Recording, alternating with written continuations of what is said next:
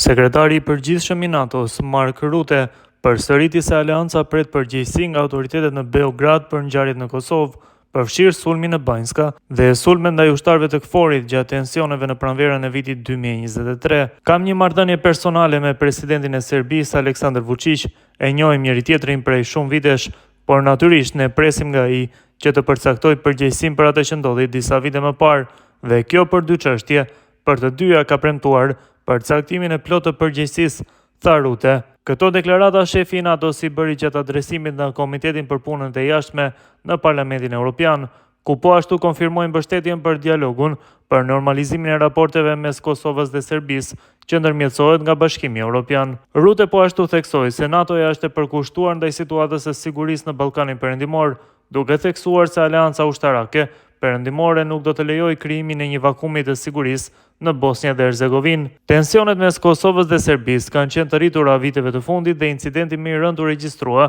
shtatorin e vitit 2023 në Banjë të Zveçanit, ku një grup serb është armatosur e sulmua policinë e Kosovës, duke vrarë një rreshter. Në këmbimet e zjarrit që pasuan u vranë 3 nga agresorët serb. Politikani nga Kosova dhe biznesmeni Milan Radojčić e mori përgjegjësinë për sulmin dhe prej asaj kohe ai ndodhet në Serbi, ku nuk është ndjekur penalisht deri më sot, pasi konsiderohet si një nga aleatët e ngushtë të Aleksandar Vučić. Këtij incidenti të armatosur i paraprin protesta në veri të Kosovës të mbajtura në muajin maj të po atij viti.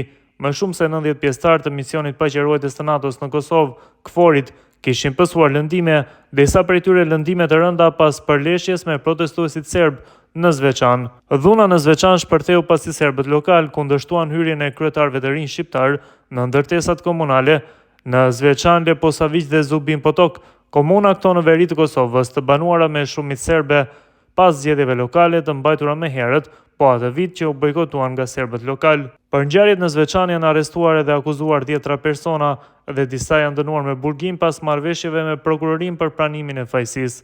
NATO-ja ndërkohë ka kërkuar që përgjegjësit për të dyja rastet të përballen me drejtësinë.